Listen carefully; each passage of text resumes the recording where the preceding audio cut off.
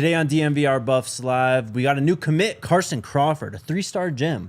We'll dig into the tape and a little bit of what Scott learned from talking to him. We're going to do our DNVR Buffs preseason Big 12 poll. We got it all calculated from the three of us and a consensus ranking. Big 12 sleepers or breakout stars and much more. Let's go.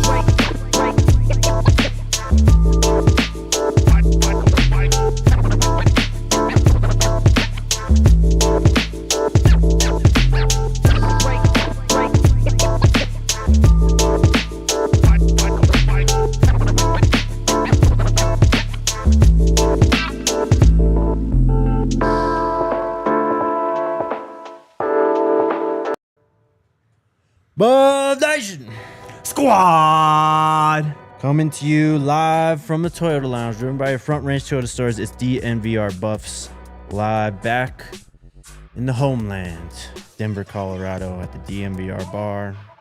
Quick turnaround, but we don't shy away from the work. You know, we embrace it. Why would we shy away? We're just grinders, you know. Exactly, bro. This is what we do. How you doing, man? It's we've been back in Denver maybe 12 hours. Has it even been there? Yeah, just maybe right around then. But yeah, it was a tough wake up this morning for your boy. But you know, soon after that, we got a commit. We got a new buff joining the herd. Potentially another new buff joining us later today. Yep. Potentially soon after the show. So yeah, bro, it's Thursday vibes. I'm feeling good. How about you? Me too, man. Could be worse. I mean, I'm still riding the high from yesterday's show, I think, ultimately. Yeah.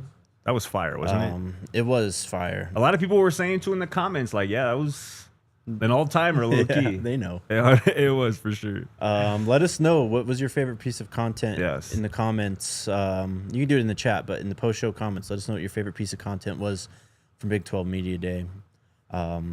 Yeah, yesterday was kind of a whirlwind. I mean, really, we didn't expect Mata and DJ to be put down in front of us right at the start of the show. No, we didn't.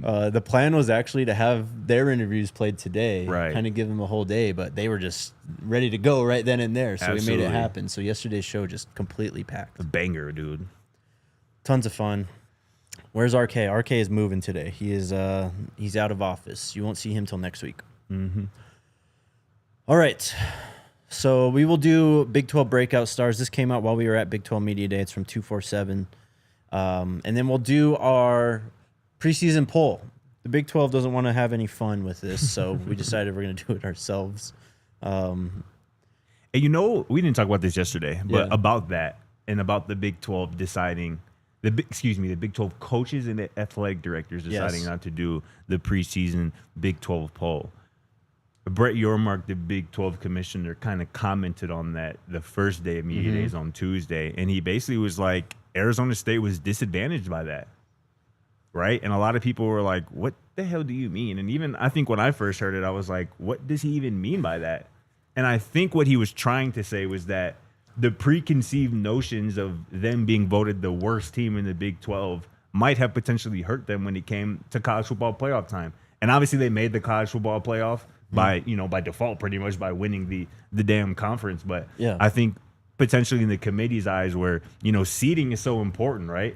If you kind of have a thought in the back of your mind that this team might not really deserve to be here, just based on where they were thought to be preseason, like that could have potentially hurt Arizona State. But that was kind of interesting to hear Brett Yormark, I think, his first kind of explanation about why the Big 12 went away with a poll that's been around as long as I feel like college football has been around. Damn near. Absolutely. There was a tweet. We'll talk about Bill Connolly today. He does the S&P Plus rankings. He did a Big 12 ranking, so we'll dig into that after we show ours. But he had a tweet after that when Yormark commented on it, and look, you can. This is the thing with college football. You can do the politicking, right? Like Brett Yormark and the conference are doing right now, saying, we're just not going to do it because it ultimately hurts us, which you can say whether it does or doesn't. Bill Connolly tweets out, pretty sure losing to Texas Tech and Cincinnati and barely beating Mississippi State and Texas State in the first half of the season and not looking like a CFP team until week 13 is what hurt them, but that's just me. And I think there's some validity to that, too. There is. The resume speaks for itself. There was some context. I think Sam Levitt was hurt for one of those games that they barely won or lost. That is correct. So, I mean, it's a little mix of both, but ultimately, I think we're just getting rid of fun.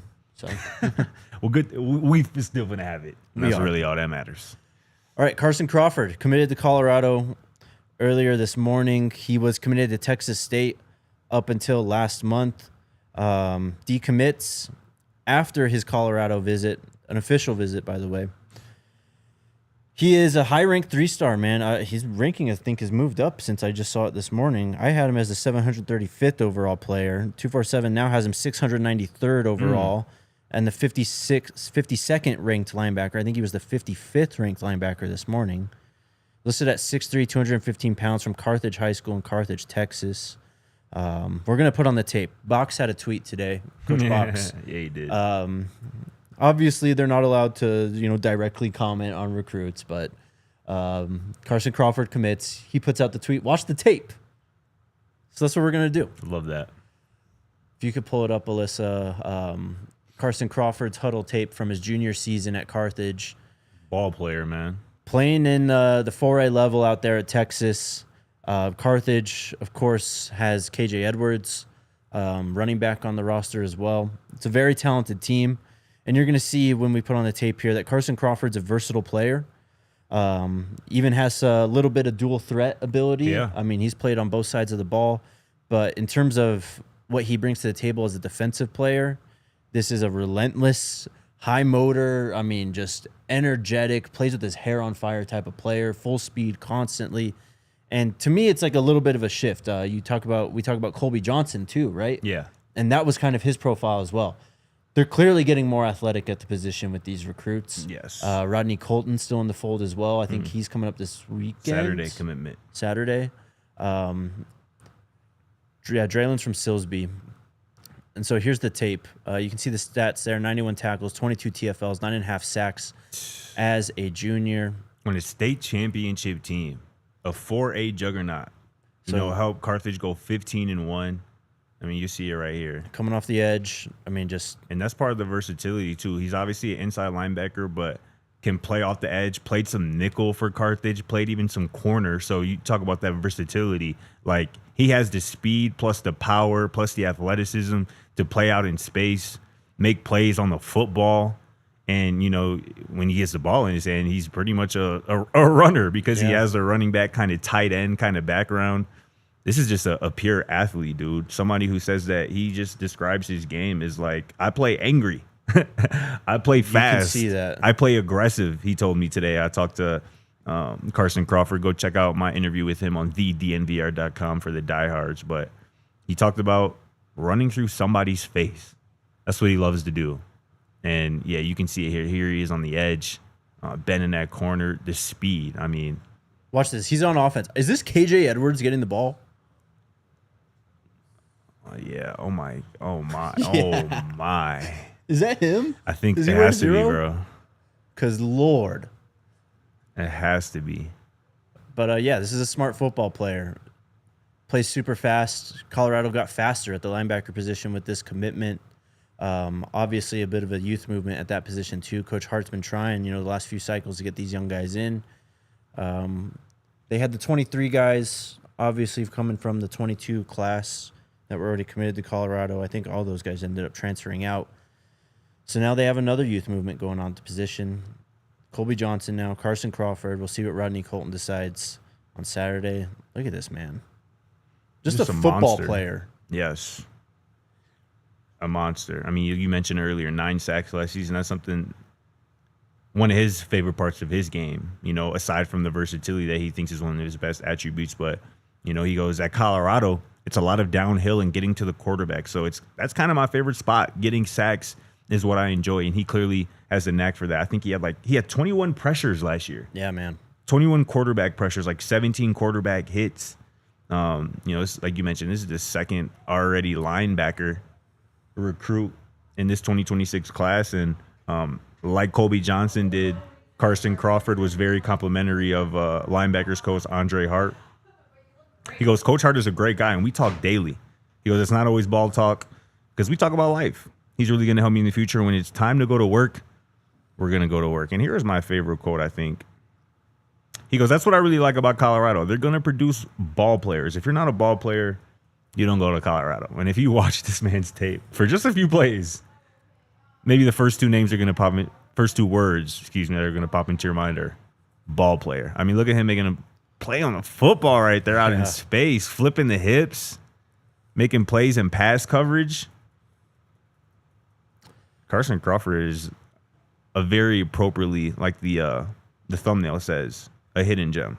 Yeah, I mean, you scout him in a CFB game and you get that little green gem next to his name. Not many guys that are 3 stars move that quick. I mean, he moves at different speed than his teammates on defense, too. You can notice him when he's closing on the quarterback. Like, look at that right there. Oh, yeah. Defensive lineman had a much better path to him.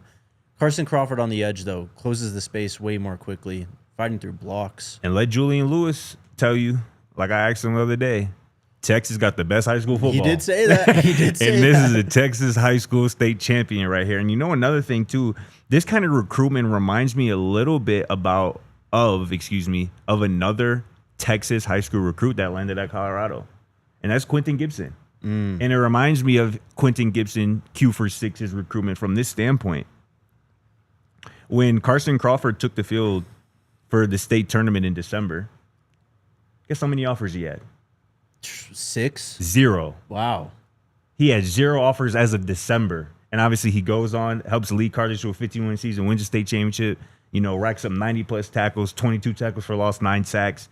He obviously picks up, a handful of offers, commits to Texas State in March, and obviously picks up the offer, earlier this offseason from Colorado. But this is somebody who, again, was flying under the radar. And it kind of makes sense because there's so much talent in Texas. Talent is just going to kind of slip through the cracks. I think that's what happened with Quentin Gibson. I think that's what kind of happened with Carson Crawford. And shout out to this recruiting staff for just not, following the rankings or the stars, watching the film, as Coach Bach said, and actually identifying talent. And I think that's what they did again here in Carson Crawford.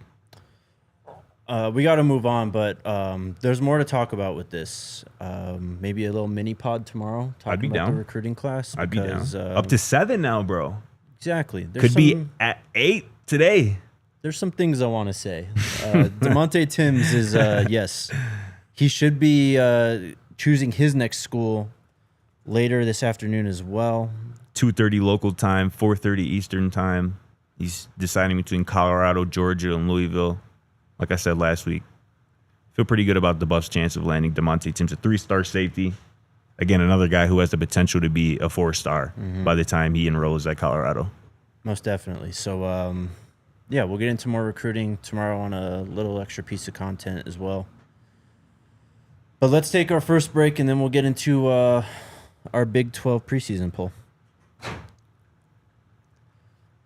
Shout out to our new friends over at Chicken and Pickle. Hell yeah. Pickleball is, RK will tell you, it's a rising sport. I'll tell you. Oh, it's a rising sport. It's fun as hell, too. And Chicken and Pickle, I mean, you get to have the fun of playing pickleball, but you can also just chill and hang out with your friends. They got more than 50 indoor and outdoor TVs, so you can watch the game, cheer on your favorite team. They got wood-fired rotisserie chicken, burgers, wings, happy hour, live music, much more. It's just a party going on over there, plus a full bar with seasonal cocktails, local favorites, and much, much more.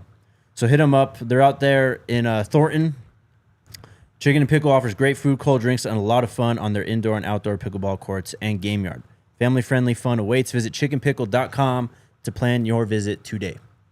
And shout out to the squad over at Fan Steak. Y'all, today's episode is brought to you by Fan Steak, which is a relatively new platform where fans can pledge direct support to athletes to help their favorite teams recruit and retain top players. Here's the best part, y'all. It's risk-free. Fans can place stakes for a specific athlete to join or stay at their school, and if that athlete decides to go elsewhere, you just simply get your money back. If the player does go to your school, though, they are eligible to sign an NIL deal with FanStake and receive their pool of stake money. This is quite literally the simplest way to directly support the team's young core, because I know we're going to want to keep some of these ball players, some of these dogs in Boulder as long as we can to make sure that they don't transfer. And here's the thing that I don't really like.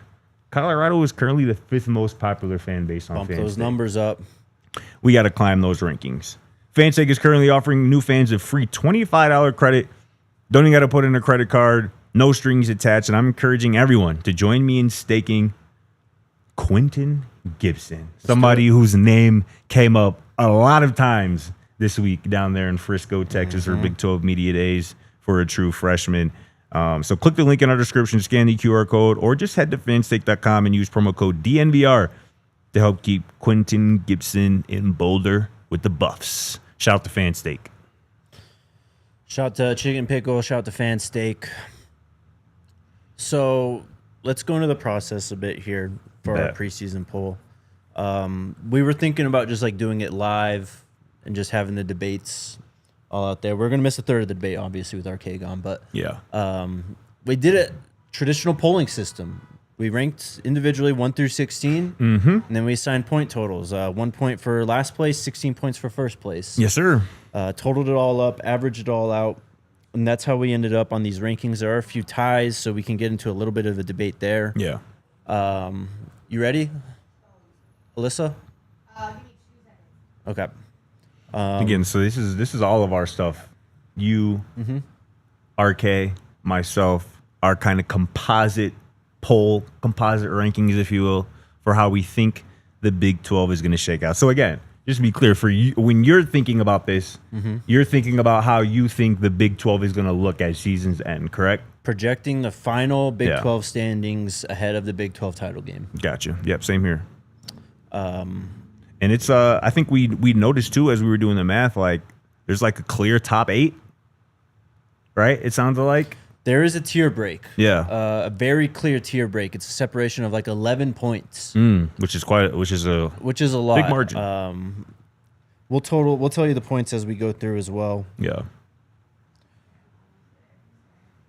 Okay, we'll have the graphic up shortly here, but last place. We can go in the last place. No surprise to anyone, I don't think. And after what the coach was saying on the podium this last couple days, there's some skepticism that's warranted for the UCF Golden Knights. Obviously, a lot of turnover. New head coach, Colorado. That game, I mean, last year that changed a lot for both teams. Sure did. UCF, though, is going to come in at 16. Last place for all of us.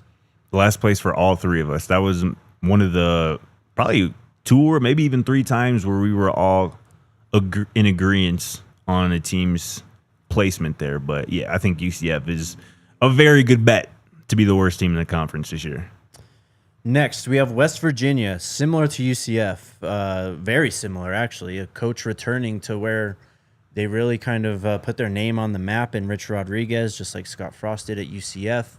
Heavy turnover in the transfer portal as well. Complete roster makeover for them. Funny how you don't hear anything about the roster makeovers for those bottom 2 teams. But Colorado does it, and everyone loses their mind. Anyways, West Virginia comes in at 15. They have some running backs. You know, they have like a style that they play with. Yeah. Rich Rodriguez, obviously massive on the spread. I mean, Pat White, Steve Slayton, those teams. Yeah. Very dynamic. I mean, they invented the read option, for God's sake.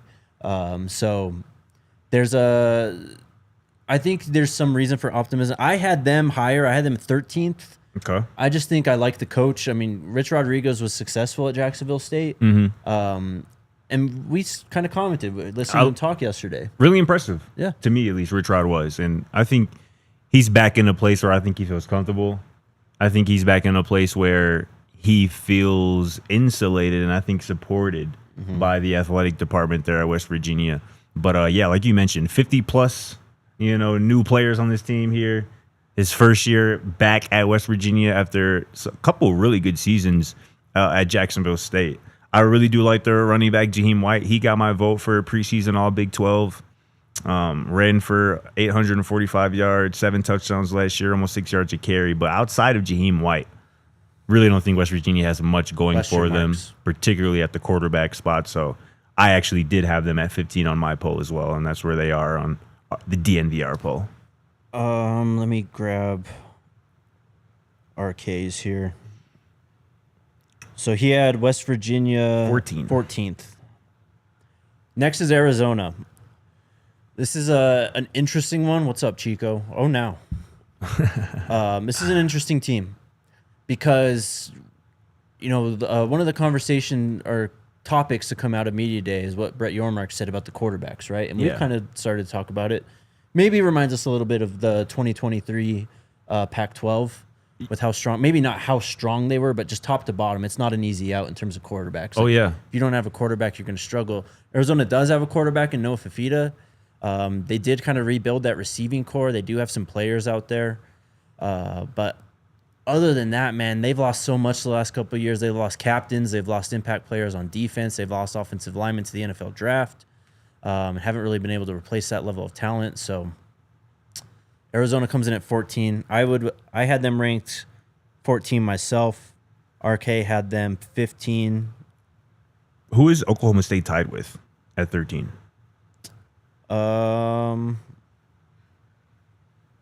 Cincy. It's all right. So Cincy's supposed to be there. Okay. But no worries. Yeah, so Cincy would be next. Or actually we went alphabetical order, but it's a tie for 13 between Oklahoma State and Cincy. Yeah, I do think Arizona is going to not be as awful as they were last year, simply because it's year 2 of Brent Brennan, who, not that I think he's a really good coach or even is going to be the coach in 2026, but I think year 2, in addition to Noah Fifita, I think is going to look a lot better too. I believe they got a new offensive coordinator, which I think is going to help him kind of bounce back a little bit. But yeah, this is a bottom 4 team in the conference, no doubt. And I think we got Cincy next year tied for 13th with Oklahoma State. Oklahoma State. I mean, we just went alphabetical order to put them ahead, but I got you. Yeah, I mean, Cincy could surprise some people. They've been they're getting a little bit of hype.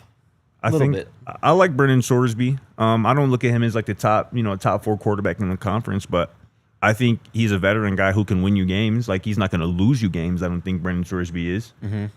So I think Cincinnati is going to surprise some people. They got one of the best defensive linemen also returning in the Big 12 as well. Dante Corleone, one of the best tight ends. Joe Royer, who we met this week as well, who was really cool to chop it up with. So they're going to have some pieces. And, it wouldn't shock me at all if they finished higher than where we have them here, which is in that 13 to 14 range. I can see them cracking the top 10, the 8 to 12 range. Yeah, I mean, we saw it in person. They're a solid team. Yeah. They had some running backs last year that could do some things. I mean, I wouldn't say they were extremely dynamic or, notable, but they had some good players. And, they get one of the best players back in the conference in Dante Corleone. The Godfather. I mean, that's worth something for sure. They're going to make it they'll have a surprise upset or something along the lines. Yes. Oklahoma State tied with them as well. I had them a little bit higher, I think, than you guys. I had them in 10th place. I just think I'm going to bet on the historical the history of Mike Gundy. He's a really good coach when you look at his record. I mean, he's been at the top of the Big 12 or competing for Big 12 titles damn near his entire tenure, except for, I think, his first season and last year. Another kind of roster makeover. I don't really know what to make of this team. They, of course, get Tajay McCoy from the Buffs, but other than that, it's a lot of new. I just think they'll be at least a tougher team. They'll be better defensively, better running the football. Quarterback, still massive question mark, though. This could really be the last season of the Big 12 for its most notable coaches aside from Coach Prime, I think. I think this could very well be Mike Gundy's last season. He's on the hot seat. I think this could very well be Kyle Whittingham's last season, and for very different reasons. Sure. Right? I think Kyle Whittingham, granted a good season, could ride off into the sunset, so to speak. And he kind of alluded to that this week where he was like, if we had won a championship last year, I might not be the head coach here today. And obviously he's been kind of teasing his retirement. They already kind of have his successor in place at Utah.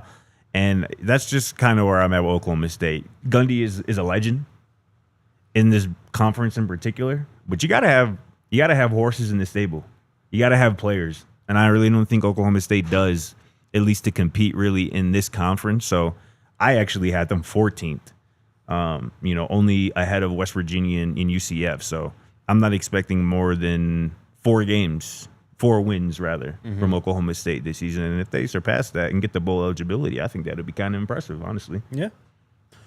Kansas comes in at 11th on this list. I had them second to last, actually. I would have put them 15th. Oh, wow. Look, they're a tough team. We saw it in person. They don't have Devin Neal anymore, though. No, they do not. He was a really, really good player. And Jalen Daniels is one of the most divisive players, if not the most divisive player in this conference. Got to be up there. I just think that we've maybe seen the best of him. He's a good college quarterback. Hell yeah, I mean, have. There's no disrespect. It's just the talent level of quarterback play in this conference has constantly risen, and they've about stayed the same the last 3-4 years, really. Yeah, I mean, I had Kansas at 10 on mine. So I think, I don't, you know how I feel about football when it comes to head coach, quarterback. Yeah. That's what I look at a lot. Sure. I'm not the biggest fan of Lance Leipold. I think he's a bit overrated nationally. I'm not a big fan of Jalen Daniels. So that's kind of where I'm at. I think I have him at 10 because I think they'll be all right on the ancillary parts. I think they'll be fine defensively. I think they'll be fine in the trenches. And I think they're going to be back at home, like for real this time, right? Like not playing in Arrowhead Stadium this season. Like they're going to be in their actual brand new stadium. So that'll be cool. That'll probably get them some juice early on. So I think Kansas is, we're going to finish right in that 10th or 11th range in the conference. Sorry, just looking up this stadium right now. No worries. Next on the list at 10th, we have BYU. I had them 11th. This is just kind of an impossible team really to rank at this point, I think. I think this might be my first issue with our poll here. What is that? It's just, even with BYU's quarterback situation in flux, Houston should not be ahead of them. We'll get to that. Houston should not be ahead of BYU. We'll get to that. Like, let's be for real. Obviously, Jake Retzloff is a loss. I'm not going to say a massive loss, but he is a loss from a leadership perspective, from a clutch perspective. They're going to miss him. And, I mean, obviously, when you're a BYU player, those guys at Big 12 Media Days this week, you got to sound like, you're confident in your guys. But I feel like they were genuinely like, nah, we've built a good bond with all these quarterbacks in our room.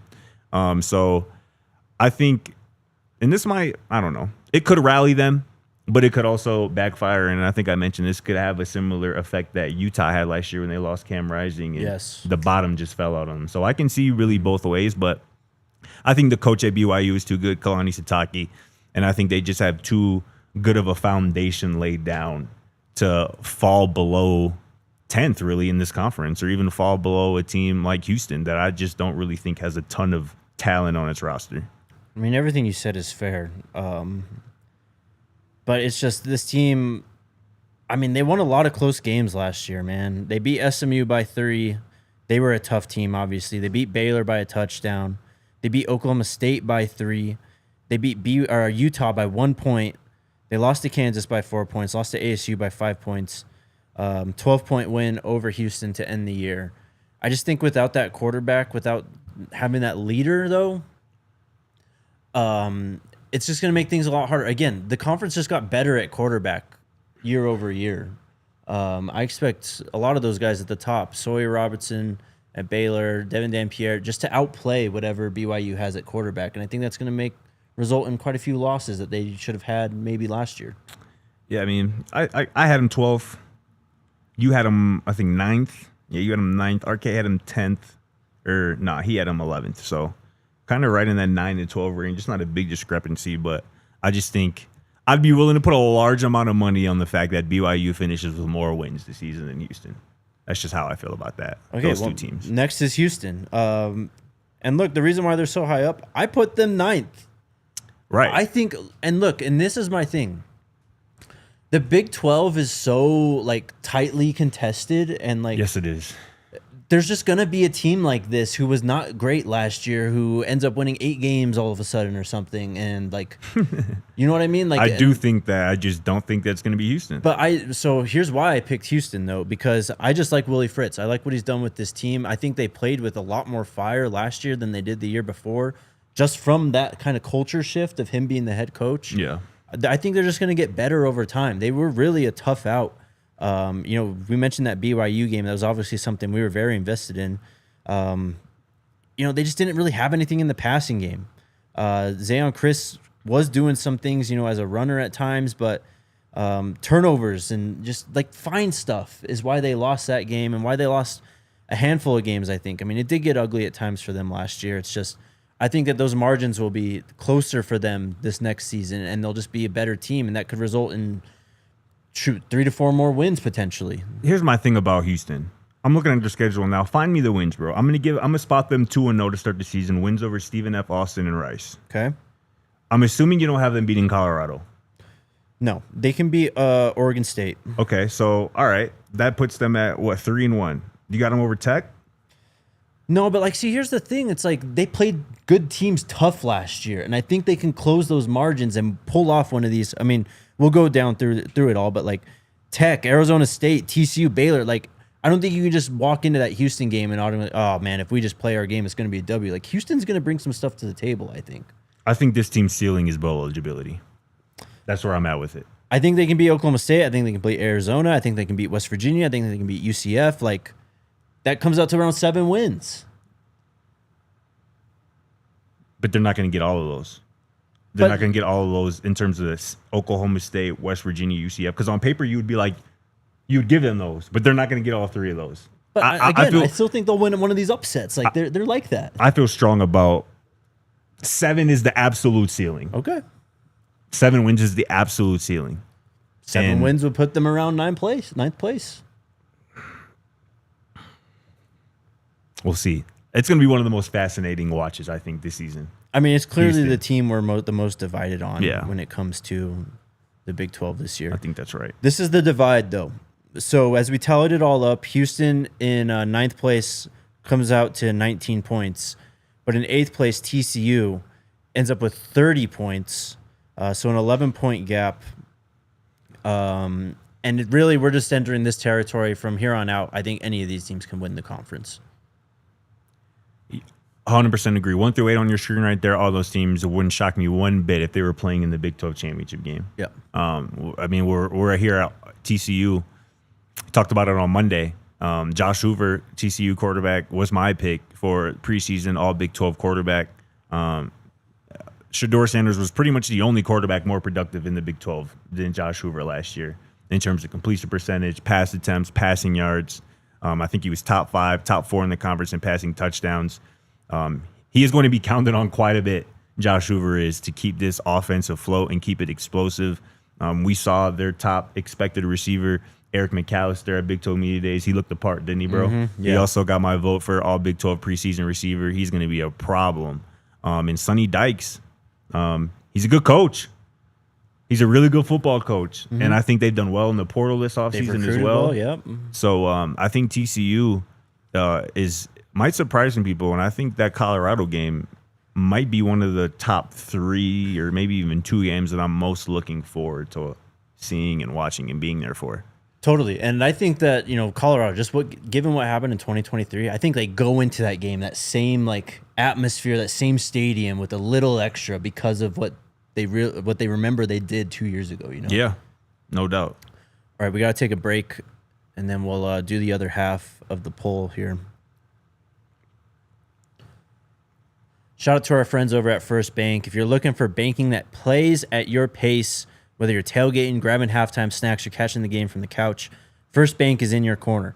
With their secure, easy-to-use mobile banking app, you can check your balance, split the tab for stadium nachos, and stay on top of your money anytime, anywhere. It's like having a financial MVP in your pocket. And here's the play that pays. You could earn $300 when you open a new First Bank checking account. You get to score tickets to the Nuggets, Avs, Rockies, Buffs, or whatever keeps your game day going strong. First Bank makes managing your money feel like a win. No games, just solid tools to help you stay in control right from your phone. Ready to take your banking game to the next level? Head to efirstbank.com/bonus. That's efirstbank.com/bonus. Certain restrictions and requirements apply. Member FDIC. Shout out to the squad over at Empire today, man. Listen, your favorite team got that home court advantage, that home field advantage, that home ice advantage.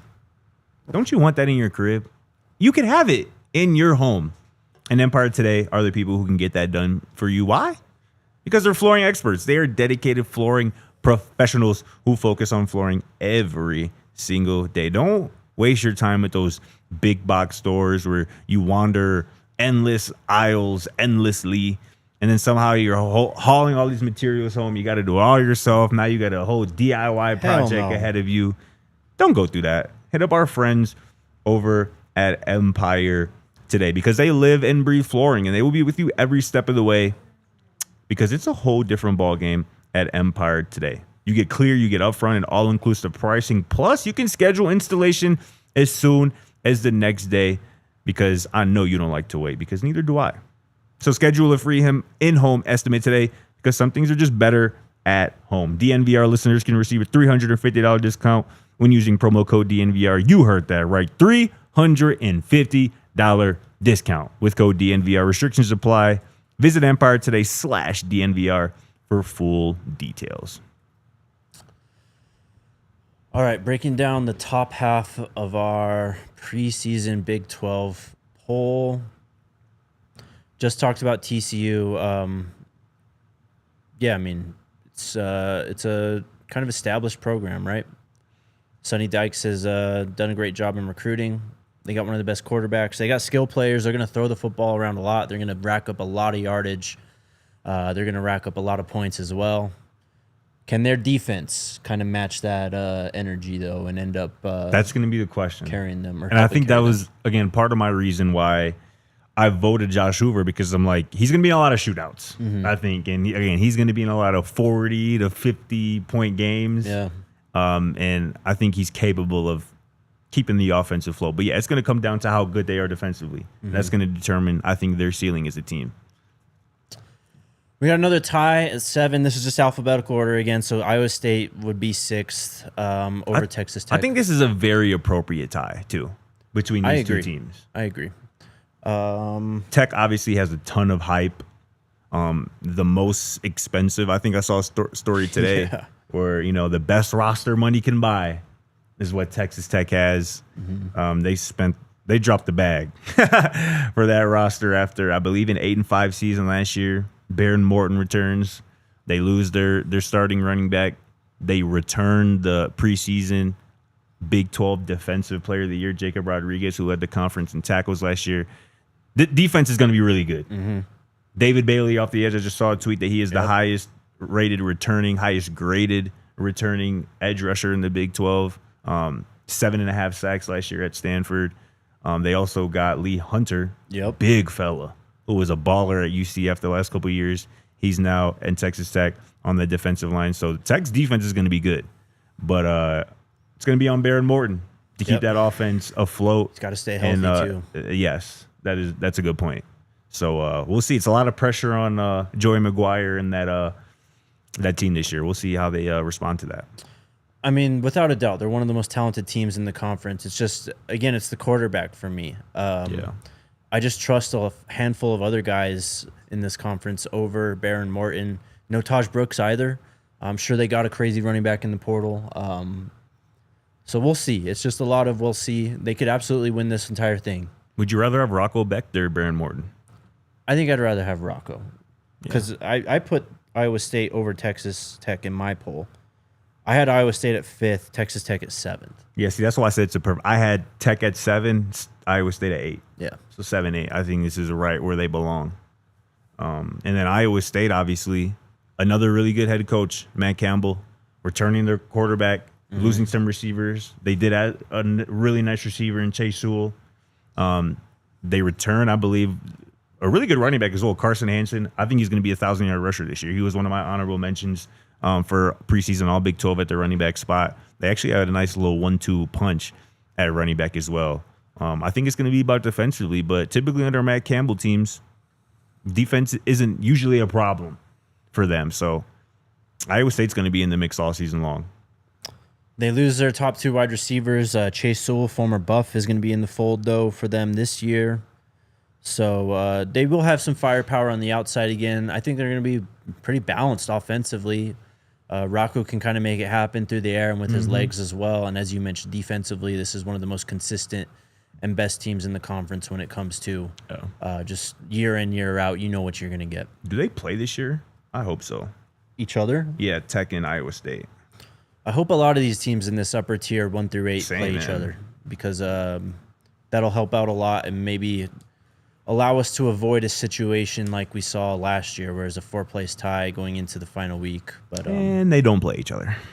Yeah, but Colorado, I mean, they play K-State. Colorado plays Utah, plays ASU, plays Iowa State, plays Tech, plays TCU. Like, Colorado can handle their own business in terms of this tier. So. No doubt. Number 5 is ASU. Another very, very hyped team. They're going to be very good, I believe. Yeah. They did lose the engine of their offense and team, though, in Cam Scatterbo. Yeah, sure did. They do have some talent in that room as well. It's just Cam Scatterbo went superhuman at times for them to pull out wins, particularly that playoff game against Texas. I mean, they're not even close to winning that game if it's not for Cam Scatterbo.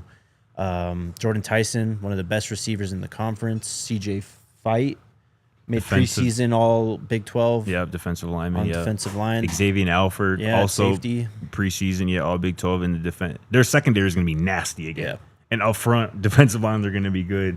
They got a lot of things that you like in a football team. And obviously, we love Kenny Dillingham, their head coach as well. I just think Cam Scatterbo, man, I feel like at some point in the season, the whole national media is going to be like, we might have even underrated Cam Scatterbo last year and his impact on the team. I think Sam Levitt will be fine. I don't think he's going to ascend to a level that people have tried to put him on this offseason. This Heisman favorite level. Exactly. Yeah. Exactly. I think he will be fine. But we'll see. We'll see. I think, obviously, I don't think it's disrespectful to say that Arizona State's going to be a top 5 team in the Big 12 this year. They certainly have a chance to repeat as Big 12 champions, but we'll see. We obviously like those 4 teams ahead of them as well. I had him 6th. RK also had him 6th. I had him Scotty 5th. had him 5th. Yeah. So I'm the highest on Arizona State? Sheesh. Technically, I guess. Number 4 is Utah. And this is kind of a divisive team as well, because last year was obviously a disaster for them. But the upgrade at quarterback from what we saw on the field in Boulder that game to what they're going to have going into week 1 this year is pretty drastic. And we've talked a lot about Devin Dampierre is the type of player that Kyle Whittingham has had a lot of success with at quarterback. Tyler Huntley specifically is the player I think of. Yeah. Cam Rising a little bit too in terms of what you can do on the ground and through the air. But Devin Dampierre is a different level when it comes to what he can do, but behind the offensive line, scrambling around and making plays with his legs. They're going to be tough defensively. They just recruit really well, kind of like what we just talked about with Colorado. They always find the gems, always. Always. They're going to have a strong defense. And we talk about the Polynesian pipeline, hopefully coming to Colorado. They already got that on lock. They got a grown man already. Yeah, they might have the 2 best bookends at tackles in the conference. Exactly, in the country. In the country. And I mean, they might have the top 2 tackles drafted or 2 of the top 3 tackles drafted in the 2026 NFL draft. And I saw somebody say this, I think it might have been today or yesterday, they were talking about Devin Dampierre, where they were like, he might get sacked 2 times all year. And that is a 2-parter because, 1, it has to do about their offensive line. Spencer Fano, Caleb Lomu, 2 of the best tackles in college football. He is going to be well protected, Devin Dampierre is. Yeah. And it's also, the second part of that is, he is hard to tackle. He is hard to sack. We watched a clip of him yesterday at New Mexico where he was playing against Auburn. Yeah. At Auburn in the SEC. Made at least 7 defenders miss or look silly. Scramble, probably ran a total of like 100 yards on that one play to pick up like 12 yards in a first down. Yep. He is going to be a nightmare for opposing defensive coordinators. And we're obviously just talking about the quarterback, but they're going to have a running game. They returned their leading rusher from last year, Micah Bernard, who was one of the best runners in the conference. They are going to be good defensively. And we saw, Devin yesterday at Big 12 Media Days.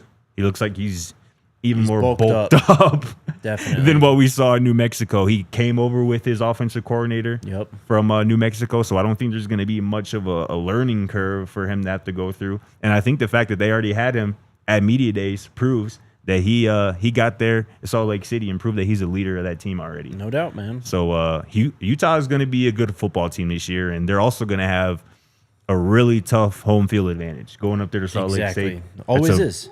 Brutal place to play. Number 3 is Baylor. Sawyer Robinson, one of the better quarterbacks in the conference. Some would say the best. Dave Aranda, one of the best defensive coaches in the entire conference. That combo alone brings me a lot of respect to them. They bring their leading rusher back, I believe. Right?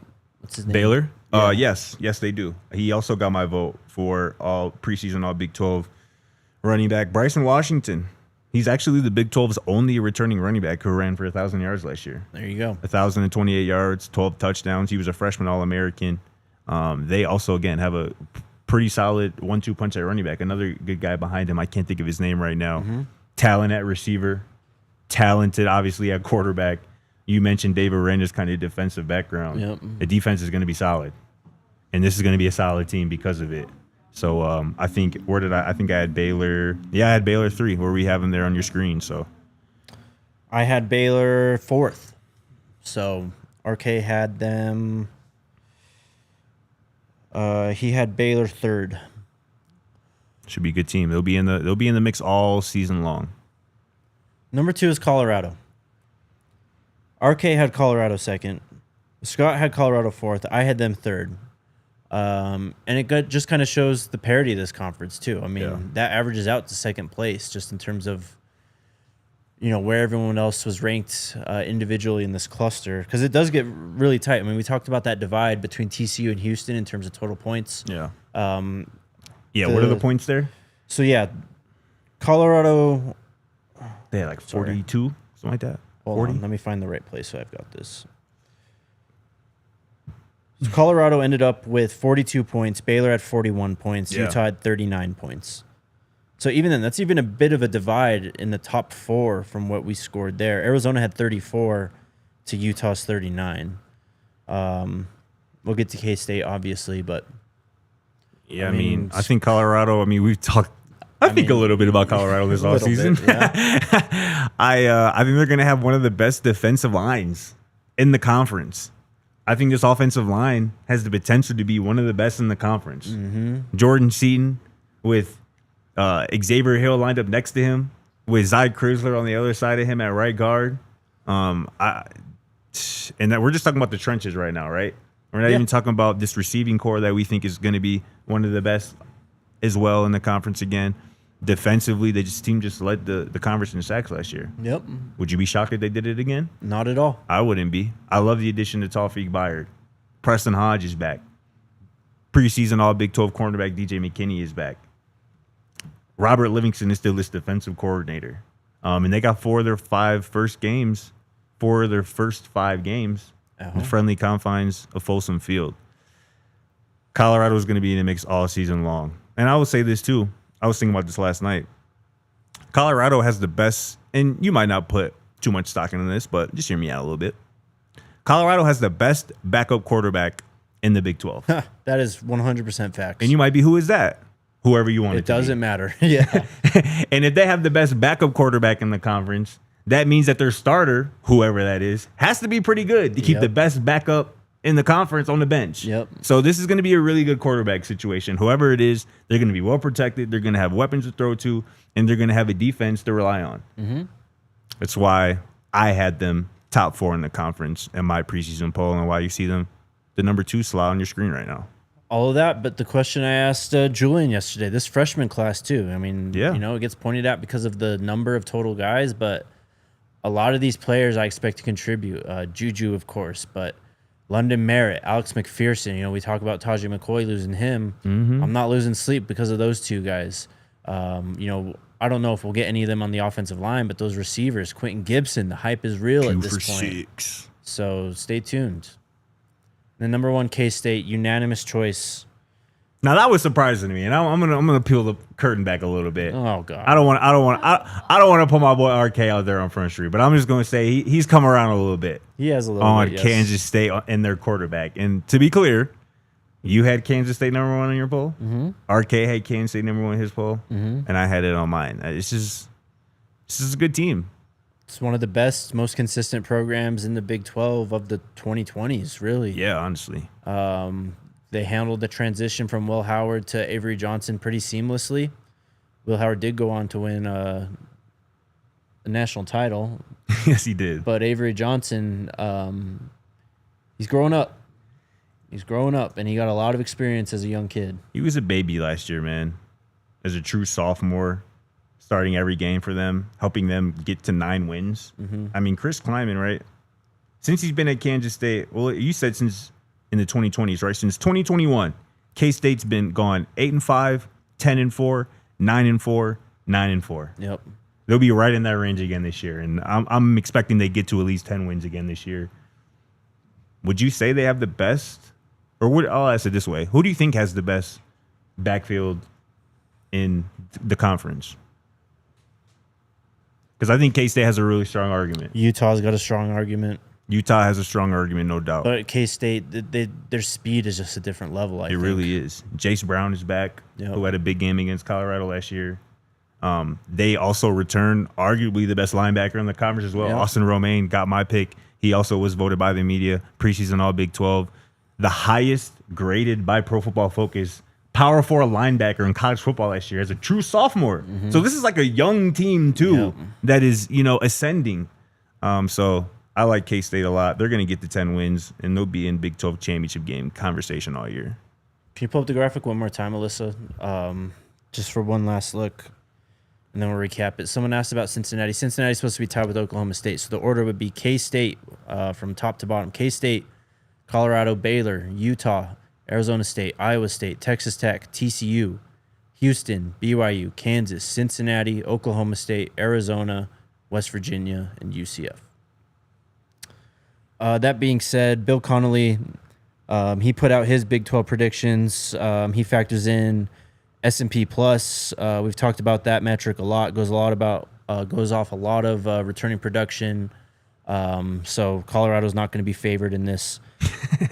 He had K-State 1, Arizona State 2, Texas Tech 3, BYU 4, TCU 5, Utah 6, Iowa State 7, Baylor 8, Kansas 9. Colorado 10, West Virginia 11, Oklahoma State 12, Houston 13, Arizona 14, UCF 15, and Cincinnati 16. But national rank for Cincinnati is 66. So, and national rank for K-State that he has in S&P Plus is 18. So the Big 12, the entire conference, all 16 teams, at least going into the season, land between the 18th and 66th best team in all of FBS. Wow. Yeah. Big 12 is impressive, man. And I think, again, if they have the season that we think they could potentially have from a quarterback perspective, where there's like 4 or 5, maybe even 6 quarterbacks who are balling, the narrative around the conference might change up a little bit in the positive direction. It should. It's got a lot of potential to change for this season. Last thing I got for today, Matt Zenitz over at 247 Sports wrote this 2 days ago. Big 12 breakout stars, what sources are saying about 20 under-the-radar players to watch in 2025. I'll at least name the whole list. Raleek Brown, Arizona State running back, is the first player listed. He was a high-profile recruit in the 2022 class. He's been at Arizona State this whole time? Yep, had a 919. Well, I guess USC at first. Okay. 2 seasons at USC, so actually he's new at ASU, sorry. Okay. Jeff Caldwell, Cincinnati wide receiver. He's moving up from the FCS program Lindenwood. He had over 1,000 yards and 11 touchdowns. He's 6'5", and can jump out the gym, 6'5", 215 pounds. Mikael Dingle Jr., defensive back at Texas Tech. He's coming in from, I think he might have been there. He's from South Carolina, though. Vernon Glover Jr., it's a TCU cornerback. He gets listed. Daniel Hishaw Jr., Kansas running back. So he'll be one of the guys alongside LaShawn Williams to try and replace Devin Neal and all his production. Chris Hudson at wide receiver for Arizona. Yep. He played 4 seasons at Oregon, played at Washington State last year. Now he's at Arizona. Jaleel Johnson is an edge at Oklahoma State. He makes the list. Donovan McIntosh is a cornerback at Kansas State. He only played 55 snaps last season, but he's getting some hype. And then the only Colorado player who makes the list is Draylon Miller. The blurb says, obviously, Colorado lost his top 4 wide receivers, blah, blah, blah. The 6'1", 195-pound Miller was a class of 2024 top 85 overall recruit and recorded 32 catches as a freshman last year. Quote from a source that Matt Zenas talked to. Smart, tough, reliable player who learned from the 4 wide receivers ahead of him last season. His offseason work ethic has him destined for a huge season. Miles Montgomery. Sorry? Matt knows ball. He does. We're hitting overtime right now. If you're watching on your television, head on over to thednvr.com. We're going to wrap up the show over there. Miles Montgomery, UCF running back, also makes this list. They got to replace RJ Harvey. Jalen Moss, another Arizona State wide receiver. Benny Ngoyi, cornerback from Iowa State. Paul Oyewale is an edge at TCU. He makes the list. Marquez Parker, Cincinnati D-line. Jaden Rowe, Kansas State cornerback. And a handful more. Go check it out, though. Cole Wisniewski, the Texas Tech safety, also gets listed in this as well. Yeah. So those players to look out for. 20 of them. That's a lot.